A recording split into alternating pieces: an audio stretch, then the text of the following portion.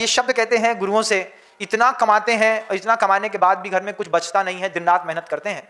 हम दुनिया भर के लोगों से कहते हैं अपना ऑरा संभालिए, आपके साथ रहने वाले का ऑरा संभालिए, निर्जीव वस्तु का अपरिवर्तनशील ऑरा बेवक्त खराब मत करिए।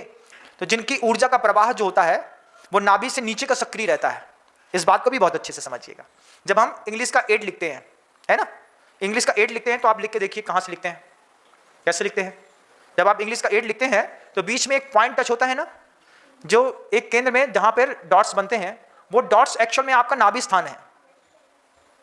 अब आप इंग्लिश का 8 लिखिएगा तो इंग्लिश का 8 लिखने पर आपको आपके शरीर की संरचना दिखाई देगी कि जैसे कोई बैठे हुए व्यक्ति का शेप होता है, वैसे इंग्लिश के 8 का शेप होता है। तो जहां पर डॉट टच होता है, एक दूसरे को क्रॉस करता है, वो नाभि स्थान है। अब उस नाभि स्थान के नीचे की जो ऊर्जा लोगों की प्रवाहित होती रहती है, मतलब नीचे के तंत्र ज्यादा सक्रिय रहते हैं, उनके सारे काम हाथ से ना होकर के पैर से होते हैं।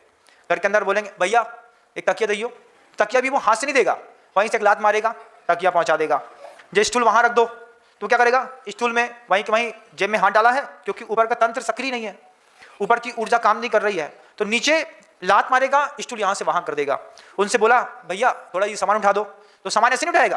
सामान कैसे उठाएगा, सोफा सेट में बैठे बैठे बैठे पन्नी रखी है, उसमें 3 टमाटर रखे हैं, मम्मी ने कहा टमाटर दे दो, तो पैर के अंगूठे को पन्नी में फंसाएगा और ऐसे घुमा करके जे टमाटर पकड़ो।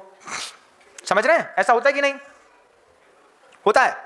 अब आप जैसे हमारी बात सुन ली ना, अब आप ट्राई करेंगे। अब आप जैसे ट्राई करेंगे तब आपको समझ में आएगा कि इसके ऊपर का ऑरा सक्रिय है कि नीचे का तंत्र सक्रिय है। तो जिसका नीचे का तंत्र सक्रिय है उसको वासना परेशान करेगी, उसको लोभ परेशान करेगा, कषाय परेशान करेगी। जरा जरा सी बात में नीचे के तंत्र वाले, कभी आपने देखा मारे गुस्सा के, कभी आप मुट्ठी से दरवाजे में हाथ नहीं मारेंगे, लात मारेंगे खींच करके, तो पूरा दरवाजा यहां से वहां हिल गया। उस दरवाजे का भी एक ऑरा है। अगर हमने तेज लात मारी तो उसका ऑरा खराब कर दिया। उस लात का भी एक ऑरा है।